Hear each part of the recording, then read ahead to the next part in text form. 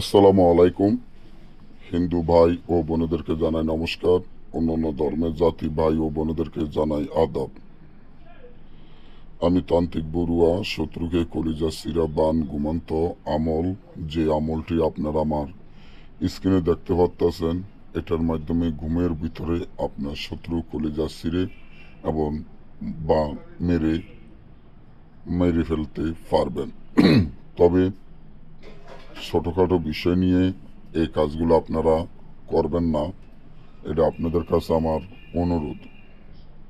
যাদের অনেক শত্রু আছে, শত্রু জ্বালায় টিকতে না পারেন, এখন আপনি চান শত্রুকে কলিজা সিরা বান মারার জন্য, আমি মনে করি এই নকশাটি আপনার জন্য খুবই উপকার এবং পরীক্ষিত এবং গ্যারান্টি করা। যাদের শত্রু আছে তারা জানে আসলে শত্রু থাকলে শত্রুর জ্বালাটা কি।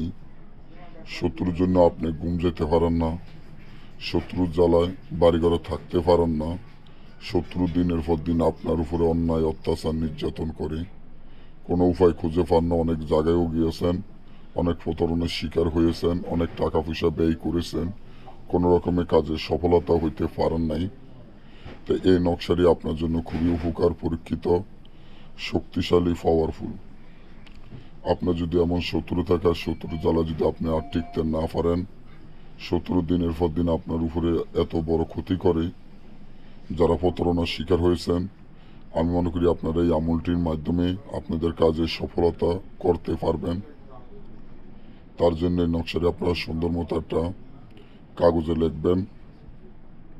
সুন্দর মতো একটা কাগজে লিখিয়া হয়তো বা একটা কাফনের কাপড়ে লিখতে হবে।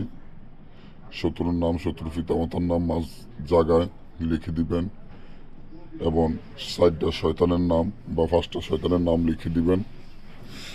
দেওয়ার পরে তাবিজটি আপনারা মানুষের ছবি আঁকতে হবে, শত্রুর ছবি এঁকে তারপর কাজটি করতে হবে বা শত্রুর ছবির উপর করতে হবে। বুক বরাবর আপনি একটা টান দিয়ে তারপরে কবজটি যে কোনো পুরাতন কবরে ফেলে দিবেন। সাথে সাথে আপনার শত্রুর কলিজা ছিঁড়ে ঘুমের মধ্যে মারা যাবে, কেউ কইতে পারবো না, কেউ জানবো না।